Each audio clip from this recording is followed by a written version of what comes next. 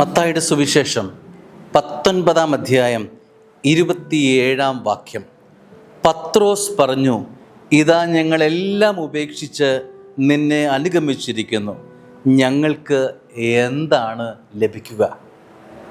ഈശോയുടെ പിറകെ പത്രോസ് വരികയാണ്.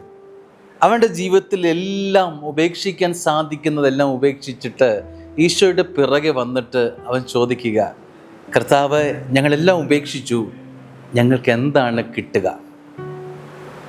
എന്ത് ലഭിക്കും എന്നത് ഒരു യാത്രയ്ക്ക് പിന്നാലെ ഇറങ്ങുന്നവൻ്റെ സ്വാഭാവികമായ മാനുഷികമായ ചോദ്യമാണ്. അത് വെറും ഭൗമികമായ ചോദ്യം. ക്രിസ്തുവിൻ്റെ പുറകെ പോകുന്നവന് എന്താണ് കിട്ടുക?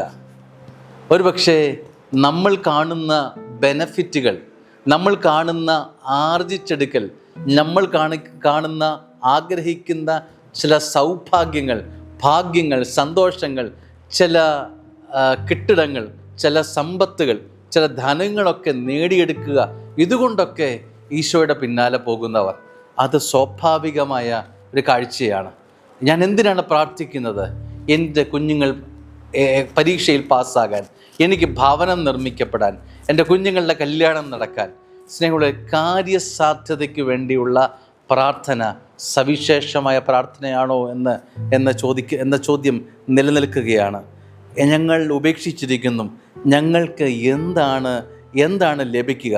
യേശു അവരോട് പറഞ്ഞു, സത്യമായി ഞാൻ നിങ്ങളോട് പറയുന്നു, പുനർജീവിതത്തിൽ മനുഷ്യപുത്രൻ തൻ്റെ മഹത്വത്തിൻ്റെ സിംഹാസനത്തിൽ ഉപവിഷ്ടനാകുമ്പോൾ എന്നെ അനുഗമിച്ച നിങ്ങൾ ഇസ്രായേലിൻ്റെ 12 ഗോത്രങ്ങളെ വിധിച്ചുകൊണ്ട് 12 സിംഹാസനങ്ങളിലിരിക്കും.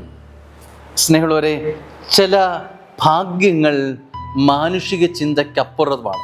സ്വർഗീയമായ ചില നേട്ടങ്ങളാണ് ഈശോ നിനക്കായി കരുതി വച്ചിരിക്കുന്നെങ്കിൽ നിൻ്റെ സ്വപ്നം ഭൗമികമായ സ്വപ്നങ്ങളിൽ നിന്ന് ഉയർത്തണമെന്ന് ഓർമ്മിപ്പിക്കുകയാണ്.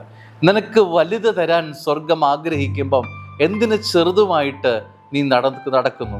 എന്തിന് ചെറുത് സ്വപ്നം കാണുന്നു? വലുത് തരാൻ സമ്പന്നനായ കർത്താവ് നിൻ്റെ സമീപത്തുണ്ടല്ലോ. ആഗ്രഹിക്കുക. എല്ലാം ഉപേക്ഷിച്ച്, എല്ലാം വിട്ടുകൊടുത്ത് കർത്താവാകുന്ന ധനം സ്വന്തമാക്കുന്നവന് കർത്താവ് തന്നെ ധനമായി നിൻ്റെ കൂടെ ഉണ്ടാകുമല്ലോ. അനുഗ്രഹമാവട്ടെ ഇന്നത്തെ ദിവസം. ആമേൻ.